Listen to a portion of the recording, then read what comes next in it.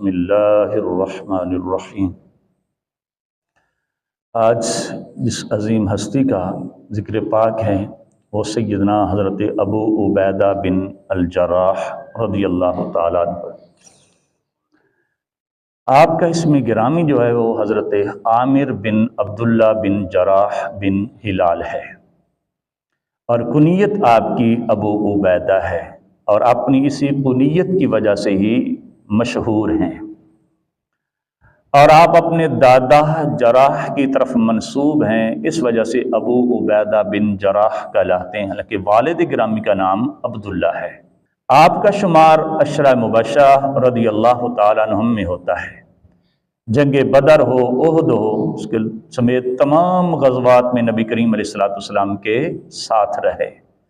اسلام کی طرف سبقت کرنے والوں میں سے ہیں۔ حبشہ کی طرف بھی ہجرت فرمائی اور پھر مدینہ طیبہ کی طرف بھی ہجرت فرمائی۔ آپ کا لقب جو ہے وہ قوی امین ہے، کیونکہ نبی کریم علیہ السلام نے فرمایا ہر امت کے لیے ایک امین ہوتا ہے، اور اس امت کا امین ابو عبیدہ بن جراح ہے۔ جب سیدنا فاروق اعظم رضی اللہ تعالیٰ عنہ خلیفہ بنے تو انہوں نے حضرت خالد بن ولید کو معزول کر کے ان کی جگہ ابو عبیدہ بن جراح کو حاکم بنا دیا۔ تو جب بنایا تو ہمارے ہاں کیا ہوتا ہے، جب ایک کو معزول کر کے دوسرے کو اس کی جگہ پہ عہدہ دیا جائے تو ان دونوں کی آپس میں بنتی نہیں، ایک دوسرے کے مخالف باتیں کرتے ہیں۔ ان قربان جائیں نبی کریم علیہ السلام کے اصحاب جن کے آپس میں محبت ہی محبت تھی، کیونکہ میرے رب کا قرآن سچ فرماتا ہے رحماء بینہم، کے آپس میں بڑے رحیم ہیں، محبت کرنے والے ہیں۔ اب حضرت خالد بن ولید رضی اللہ تعالیٰ کو معزول کیا گیا تھا، ان کی جگہ حضرت ابو عبیدہ بن جراح رضی اللہ تعالیٰ کو منصب دیا گیا تھا۔ تو پھر کیا انہوں نے کہا، حضرت خالد بن ولید رضی اللہ تعالیٰ نے کتنی خوبصورت بات کی، لوگوں سے خطاب کر کے کہا اے لوگو تم پر اس امت کے امین حاکم بنے ہیں، ان کی تعریف فرمائی۔ اور جب انہوں نے سنا کہ حضرت خالد بن ولید رضی اللہ تعالیٰ یہ حضور کا فرمان ان لوگوں کو سنا رہے ہیں کہ جو حضور نے فرمایا تھا اس امت کے امین ابو عبیدہ بن جراح ہیں، تو حضرت ابو عبیدہ بن جراح رضی اللہ تعالیٰ نے کہا میں نے بھی نبی کریم علیہ السلام کو یہ فرماتے ہوئے سنا ہے کہ خالد بن ولید اللہ تعالیٰ کی تلواروں میں سے ایک تلوار ہیں، سیف من سیوف اللہ، کہ خالد بن ولید بھی اللہ کی تلواروں میں سے ایک تلوار ہے۔ اب دونوں نے، ایک کو معزول کیا گیا، دوسرے کو اس کی جگہ پہ منصب سونپا گیا، تو دونوں نے آپس میں کتنی پیار بری محبت بری گفتگو کی کہ جن کو معزول کیا گیا انہوں نے جن کو اس کی جگہ عہدہ دیا گیا تو ان کی تعریف کی، اور انہوں نے ان کی تعریف فرمائی، اور تعریف اپنی طرف سے بے جا تعریف نہیں کی تھی، بلکہ جو رب کے محبوب علیہ السلام کی زبان سے سنا تھا وہی آگے لوگوں تک پہنچایا۔ حضرت سیدنا ابو عبیدہ رضی اللہ تعالیٰ عنہ یہ بڑی قوت والے تھے، اور ایک مرتبہ انہوں نے بڑی قوت کا کام کیا کہ احد کا میدان ہے،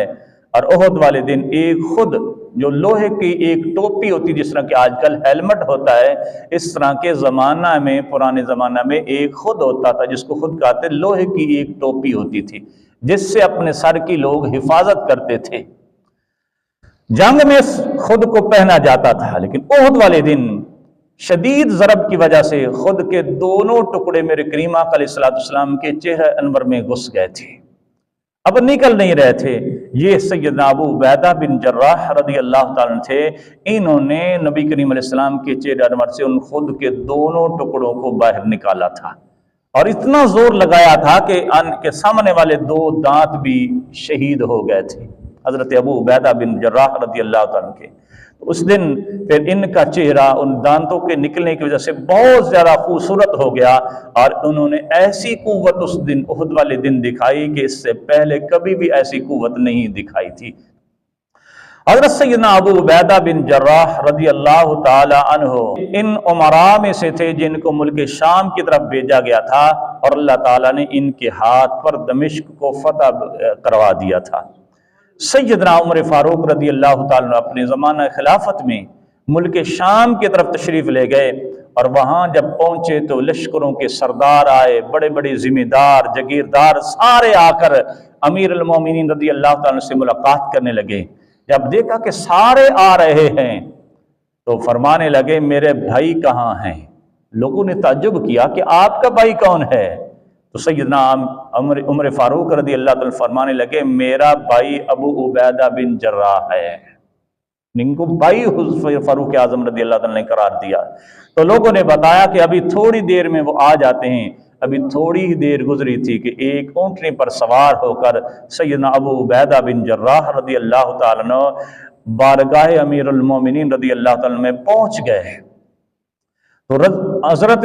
عمر فاروق رضی اللہ تعالیٰ نے ان سے گفتگو کی، کچھ پوچھ گچھ کی، اور اس کے بعد لوگوں سے فرمانے لگے لوگوں تم اپنے اپنے گھروں میں چلے جاؤ، اور خود سیدنا ابو عبیدہ بن جراح رضی اللہ تعالیٰ کے ساتھ ان کے مکان پر تشریف لے گئے، وہاں پر قیام فرمایا، اور ان کے مکان میں دیکھا تو ایک تلوار تھی اور ایک ڈال تھی۔ حاکم وقت ہیں اور چیزیں کیا ہیں؟ ایک تلوار جو میدان جہاد میں کام آنے والی، اور دوسری ایک ڈھال ہے وہ بھی میدان جہاد میں کام آنے والی ہے۔ اتنی سادگی کا عالم ہے، اور عہدہ کتنا بڑا ہے، حاکم ہیں شام کے۔ تو جب اتنی سادگی فاروق اعظم رضی اللہ عنہ نے دیکھی کہ ایک تلوار اور ڈھال کے علاوہ گھر میں مکان میں کچھ ہے ہی نہیں، تو آپ فرمانے لگے وہ جو ضروری چیزیں ہیں وہ تم رکھ لیتے، لیکن آپ فرمانے لگے امیر المومنین عنقریب ان چیزوں کے ذریعے ہی لوگ اصل آسائشوں تک پہنچ جائیں گے، یعنی جنت تک پہنچ جائیں گے۔ تو سیدنا ابو عبیدہ بن جراح رضی اللہ تعالیٰ عنہ، آپ ان کا خوف خدا کس قدر تھا، اس کا کتنا غلبہ تھا، کتنی عاجزی اور انکساری تھی، عرض کر فرمایا کرتے تھے کاش کہ میں ایک مینڈا ہوتا، میرے گھر والے مجھے ذبح کر دیتے، میرا گوشت پکاتے، بوٹیاں کھا لیتے، شوربہ پی لیتے، اور میرا قصہ ختم ہو جاتا۔ اتنی عاجزی تھی رب کے دربار میں کہ مجھے رب کے دربار میں حاضر ہونا ہے، جواب دینا ہے، اتنی عاجزی آپ کرتے تھے۔ عباس کے ارادے سے ایک مرتبہ بیت المقدس کی جانب مسجد اقصی کی طرف جا رہے تھے کہ راستے میں ہی مقام فحل پر ان کی وفات ہو جاتی ہے، اللہ کی بارگاہ میں پہنچ جاتے ہیں۔ بہت بڑی شان والے سیدنا ابو عبیدہ بن جراح رضی اللہ تعالیٰ جن کو حضور فرمائے کہ اس امت کے امین ہیں، اتنی شان والے ہوں گے۔ اللہ تعالیٰ آپ کی مثال پر انوار پر اپنی بے شمار رحمتوں کا نزول فرمائے۔